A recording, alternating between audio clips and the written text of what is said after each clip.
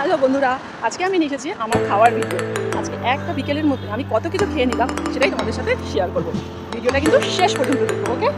New টাউনে বিশ্ব বাংলা গেটের সামনে যে এত রকমের স্ট্রিট ফুড পাওয়া যায় সে না দেখলে বিশ্বাস করার নয়। তো আমি সেখানে গেছিলাম বিশেষ কাজে, তারপরেই এত খিদে পেয়েছিল তো একের পর এক ট্রাই করেই থাকলাম নিত্য নতুন আইটেমগুলো। প্রথমেই ট্রাই করলাম ক্রিসপি পোটাটো দিয়ে।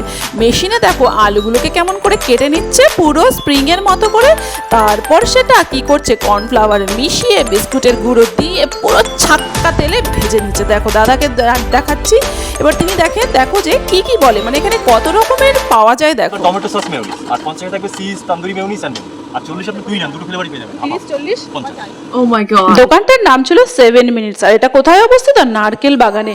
আমি ভাবলাম বাড়িতে এটা ট্রাই করে ছেলেকে খাওয়াবো, কিন্তু একটা গন্ডগোল আছে। সেটা কি বলো তো? আমাকে কমেন্ট করে কিন্তু তোমরা জানিও যে কেন আমি এটা বাড়িতে বানাতে পারবো না।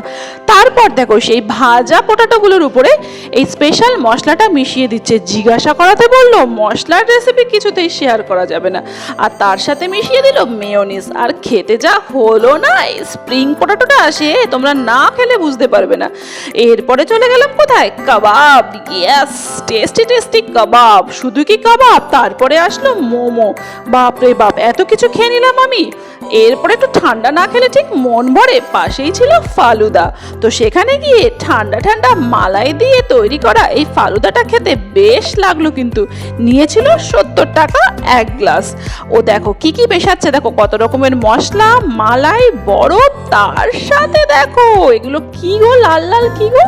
আমি কিন্তু এগুলোর নামই জানি না, আমাকে একটু তোমরা কমেন্ট করে জানিয়ে দাও যে এগুলো কি। দূরে কিন্তু শঙ্কর প্রজাতিতে তৈরি একটা গাড়ি দেখতে পেলাম, কিন্তু এর নামটা কি দেবো? বাইক, ভ্যান না মোটর ভ্যান জানি না বাবা। চ্যানেলটা যদি এখনো সাবস্ক্রাইব না করে থাকে প্লিজ করে দিও। দেখা হবে